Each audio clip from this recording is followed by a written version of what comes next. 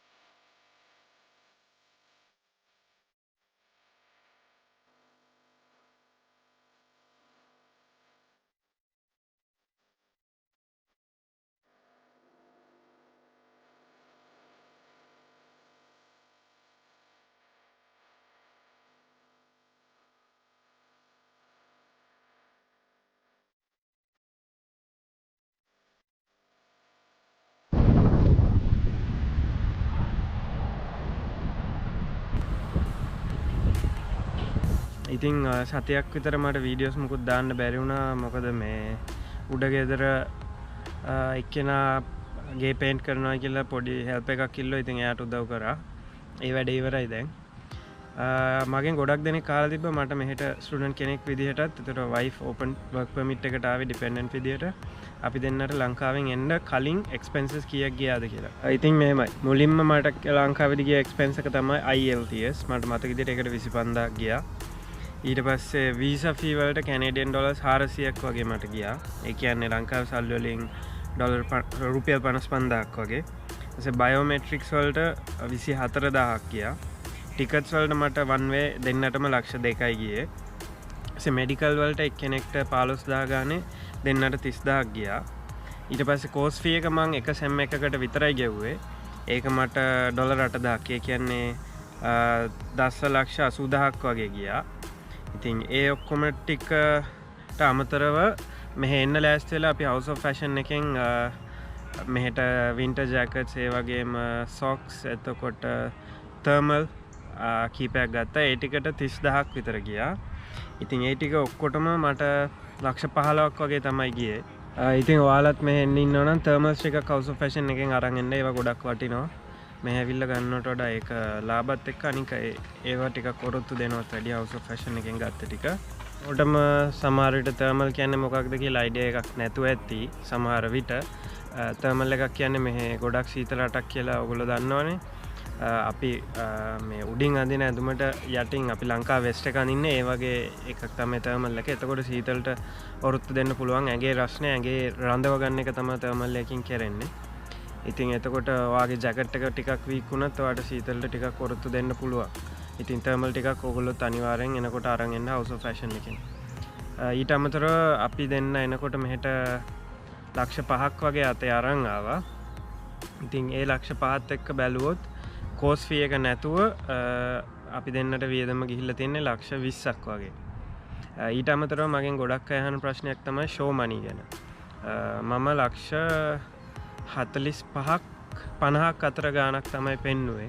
එතනින් ලක්ෂ 45ක් අවුරුදු ගානක් පරණ ෆික්ස් ඩිපොසිට් එකක පෙන්නුවේ මගේ අම්මගේ නමින් තියෙන. ඉතුරු ලක්ෂ 5ක් වගේ මගේ නමින් තියෙන account එකක පෙන්නුවේ. ඒක මාස 2ක් විතර පරණ ඇති උපරිම. ඉතින් ගොඩක් අය අහලා තියෙනවා මම මාස්ටර්ස් වලටද මෙහෙ ආවේ ඩිග්‍රී එකකටද දෙන්නම එකටද ආවේ දෙන්නම එකට ආවේ. මාස්ටර්ස් වත් ඩිග්‍රී එකකටවත් නෙවෙයි මම ආවේ ඩිප්ලෝමා එකකට 2 year. ඉතින් සෙමෙස්ටර් එකට 8000ක් ෆීස්. ඒ වගේ සෙමෙස්ටර්ස් 4ක් තියෙනවා. ඒකට 32000යි. මම වීසා ඇප්ලයි කරනකොට එක සෙම් එකකට විතරයි ගෙවලා තිබ්බේ. ඒ කියන්නේ 8000ක්. ඊට අමතරව ෂෝ මනී ගොඩේ මම මේ ඩිස්ක්‍රිප්ෂන් එකෙන් පස්සේ ඔයගලන්ට දාන්නම් canada.ca එකේ officially fund requirements තියෙනවා. එතනින් බලලා තමයි මම සල්ලි පෙන්නුවේ. එතන තියෙනවා living expenses. main applicant අවුරුද්දට outside Quebec $10,000ක් පෙන්වන්න ඕනේ. ඉතින් මගේ course එක අවුරුදු දෙකක් නේ. එතකොට මට 20000ක් පෙන්වන්න ඕනේ අවුරුදු දෙකට. first family member ට අවුරුද්දකට 4000ක් පෙන්වන්න ඕනේ මට මතක විදියට. එතකොට 8000. එතකොට එතන 28000ක් ආවා. ඊට අමතරව මං තව එක semester එකකට course fee එක පෙන්වුවා. ඒ කියන්නේ 8000ක්. ඉතින් 28000යි තමයි මම පෙන්නුවේ 36000ක්. ඒ කියන්නේ 145ක් වගේ මුදලක් තමයි මම පෙන්නුවේ. තව සමහර අය අහලා තිබ්බ මගෙන් 45ක් ඇතිද එහෙම කතන්දර ගොඩක්. මමත් ඇත්ත කියන්නම්කෝ ලංකාවේ ඒජන්සිස් 3කට ගියා. මම නම් සඳහන් කරන්නේ නැහැ. දෙන්නෙක්ම මට කිව්වා දෙන්නටම එකට වීසා ඇප්ලයි කරන්න එපා කිව්වා. ගිහිල්ලා වීසා ඇප්ලයි කරන්න කිව්වා ඩිපෙන්ඩන්ට්. එක්කෙනෙක් යනකොට 70,000ක්වත් පෙන්වන්න කිව්වා තැන් දෙකකින්ම. එක තැනකින් විතරක් මට කිව්වා 50,000ක් විතර පෙන්වුවම ඇති කියලා. ඊට පස්සේ මෙහි ඉන්න කැනඩා ඉන්න යාළුවෙක් ඉන්නවා මගේ. එයාව කන්ටැක්ට් කරාම එයා මට මෙහි ඉමිග්‍රේෂන් ලෝයර් කෙනෙක්ව ගවර්න්මන්ට් රෙජිස්ටර්ඩ් සජෙස්ට් කරා. මං එයාගෙන් ඇඩ්වයිස් එකක් ගත්තා ෂෝ මනි ගැන විතරක්. ඉතුරු වැඩ ටික මං තනියෙන් කරගත්තේ. ඉතින් එයා තමයි මට කිව්වේ සෙමෙස්ටර් එකකට කෝස් ෆී එක ගෙවලා තව සෙමෙස්ටර් එකකට සල්ලි පෙන්වන්න කිව්වා. ඊට අමතරව කෝස් ඩියුරේෂන් එකට ඒ කියන්නේ අවුරුදු දෙකකට නම් අවුරුදු දෙකකට එන පුද්ගලයන් ගානට ඔයාලගේ living expenses පෙන්වන්න කිව්වා. ඉතින් ඒ විදිහට තමයි මම 28000ක් පෙන්නුවේ expenses වලට. course fee එක 8000ක් පෙන්නුවා. totally 36000. කියන්නේ 145ක් වගේ. ඉතින් මාර කලින් කිව්වා වගේ canada.ca official website එකේ study permit section එකට ආවම ඒකේ තියෙනවා get the right documents කියලා section එකක්. ඒකේ proof of financial support එකට ගියාම ඔයාලට බලා ගන්න පුළුවන් ඔයාලට සල්ලි පෙන්වන්න පුළුවන් විදි තියෙනවා. ඒ conditions ටික තියෙනවා. ඊට පස්සේ පල්ලෙහා තියෙනවා outside Quebec වල show money කොහොමද තියෙන්න ඕන කියලා. මෙතන ඔයාලට පේනවා you the student amounts of funds required per year 10,000 CAD. ඊට පස්සේ first family member ට 4000ක් තියෙන්න ඕන. ඉතින් ඒ කියන්නේ ඔයාලා අවුරුදු දෙකක course එකකට එනවා නම් 14 වැඩි කිරීම 2 28000ක් ඕන. ඊට අමතරව තව ෆැමිලි මෙම්බර්ස්ලා එනවා නම් ඒගොල්ලන්ට එක්කෙනෙක්ට 3000 ගන්න පෙන්වන්න ඕනේ. ඉතින් මෙතන අර මං කිව්ව විදිහට එක්සැම්පල් එක තියෙනවා. ඊට පස්සේ Quebec වලට එනවා නම් මේ විදිහට ඒකේ පොඩි වෙනසක් තියෙනවා funds වල. එක්සැම්පල් එකකුත් මෙතන පෙන්නලා තියෙනවා. ඉතින් මෙතන තියෙන්නේ course fee එක නැතුව. ඉතින් මම කලින් කිව්වා වගේ මම පෙන්නුවේ 10,000 4,000 කියන්නේ අවුරුදු දෙකකට. ඊට අමතරව මම එක සෙම් එකකට ගෙවලා ආවේ. අනිත් සෙම් එකට තව 8,000ක් මම account එකේ පෙන්නුවා. ඉතින් සමහර අය මට කිව්වා ඒජන්ට්ස්ලා 70,000ක් විතර පෙන්වන්න කියනවා කියලා. ඉතින් මට තේරෙන විදිහට එයාලා 70,000ක් පෙන්වන්න කියන්නේ මේ හේතු නිසා. අවුරුදු දෙකක් කෝස් එකක් අපි ගත්තොත් කලින් කිව්වා වගේ living expenses වලට දෙන්නෙක්ට 28,000ක් එනවා Canadian dollars. ඉතින් ඔයා එක සෙම් එකකට ගෙවලා આવොත් තව සෙමෙස්ටර්ස් 3කට ඔයාට ඕනේ 8,000 3ක් 24000ක්. ඉතින් 28000කුයි 24000කුයි එකතු කරාම එනවා 52000ක්. ඉතින් 52000ක් කියන්නේ 170,000කට කිට්ටු මුදලක්. ඉතින් මං හිතන්නේ ඒජන්ට්ස්ලා 70,000ක් විතර පෙන්වන්න ඕනේ කියලා කියන්නේ සේෆ් සයිඩ් එකට. ඉතින් ඔයාලත් බය වෙන්න එපා. YouTube එකේ ඕනතරම් වීඩියෝස් තියෙනවා. ඔයාලට ස්ටුඩන්ට් වීසා ඇප්ලයි කරන්න හැටි ඒ වගේ ගොඩක් ඩීටේල්ස් YouTube එකෙන් ගන්න පුළුවන්. මම මගේ ස්ටුඩන්ට් වීසා වැඩේ තනියෙන් කරගත්තේ. SOP එක හොඳට ලියන්න. මම තව කලින් වීඩියෝ එකේ සඳහන් කරා ගොඩක් ඒජන්ට්ස්ලා කියනවායි කියලා කට්ටිය මට කිව්වා SOP එකේ ඇත්ත දාන්න එපා කියලා. ඒ කියන්නේ ඔයා මෙහෙ ඇවිල්ලා ස්ටුඩන්ට් වීසා ඇප්ලයි කරලා වීසා හම්බුනොත් කෝස් එක කරලා work experience අර ලංකාවට යනවායි කියලා. ඉතින් මම ඇත්තම කියන්නම් මම මගේ SOP එකේ ලිව්වේ මම ෆීල්ඩ් එක මාරු කරා සම්පූර්ණයෙන්. මම ලංකාවේ ඉන්නකොට ටෙක්නිකල් එක්සිකියුටිව් කෙනෙක් විදිහට වැඩ කරේ ඇසෝසියේටඩ් මෝටර්ස් එකේ. ඒ කියන්නේ ඔටෝමොබයිල් ඉන්ඩස්ට්‍රි එකේ. ඊට කලින් මම ටෙක්නීෂියන් කෙනෙක් විදිහට වැඩ කරා. ඉතින් මම මෙහෙට ආවේ මෙකැනිකල් ඉන්ජිනියරින් ප්‍රෝග්‍රෑම් එකකට බිල්ඩින් සයන්සස් කියලා. ඒක කරලා ඉවරනා මට බිල්ඩින් ඔපරේටර් කෙනෙක් තමයි වෙන්න පුළුවන්. ඉතින් ඕගලන්ට තේරෙනවා එතන කෝස් එක සම්පූර්ණයෙන්ම වෙනස් වීමක් මම කරා. ඒත් මට වීසා හම්බුණා. මම මගේ SOP එකේ ඇත්තමයි ලිව්වේ. මම ලිව්වා මගේ අදහස තියෙන්නේ මම කියන්නේ මට මතක විදිහට දැන් අවුරුදු 2ක් විතර වෙනවා.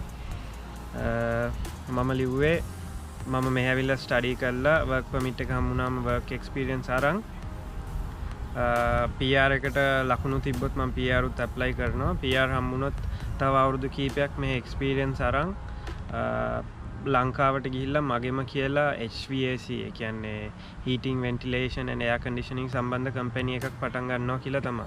තව මම ලියුමේ දැම්ම මේ වගේ රටක් තෝරගන්න හේතුව තාක්ෂණය අතින් ගොඩක් ඉස්සරහා තියෙන්නේ. ඒ නිසා මට ලංකාවේදී තව ඒ කියන්නේ අවුරුදු 6-7කින් ලංකාවේදී දකින්න ලැබෙන දේවල් මෙහෙදි දැන්ම මට hands on experience එක ගන්න පුළුවන් වගේ දේවල් තමයි මම SOP එකේ ලිව්වේ. මම බොරු ලිව්වේ නෑ, මම ඇත්තමයි ලිව්වේ.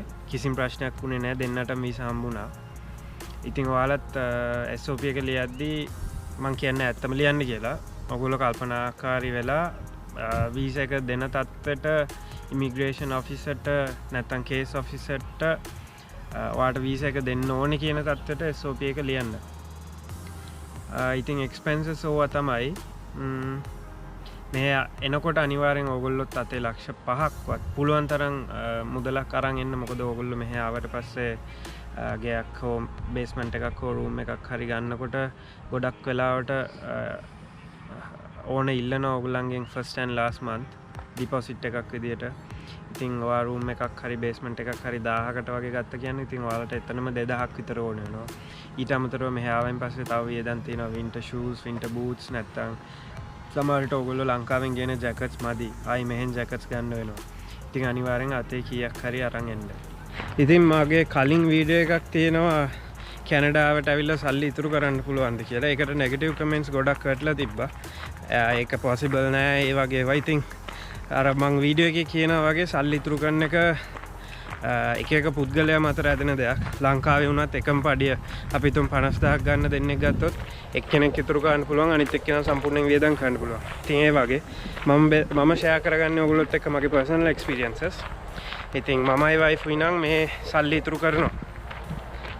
ඉතින් මම මගේ එක්ස්පීරියන්සස් ඕගොල්ලොත් එක්ක බෙදාගන්නේ ඒකෙන් කාට හරි වැඩක් වෙයි කියලා. ඉතින් නෙගටිව් කමෙන්ට්ස් වැටුණාට මට කරන්න දෙයක් නැහැ. ඒවා ඉස්සරහටත් වැටෙයි.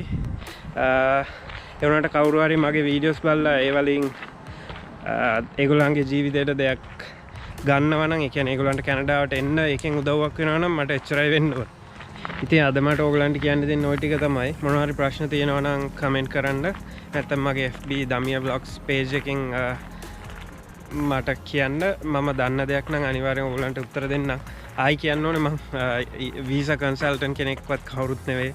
මට පුළුවන් මගේ එක්ස්පීරියන්සස් ඔයගොල්ලොත් එක්ක බෙදා ගන්න විතරයි. ඊට අමතරව මට මේන් හොයලා කියන්න පුළුවන් දෙයක් නම් මම අනිවාර්යෙන් ඔයගොල්ලන්ට උදව් කරන්න. thank you බැලුවට. subscribe කරන්න, like එකක් දාන්න.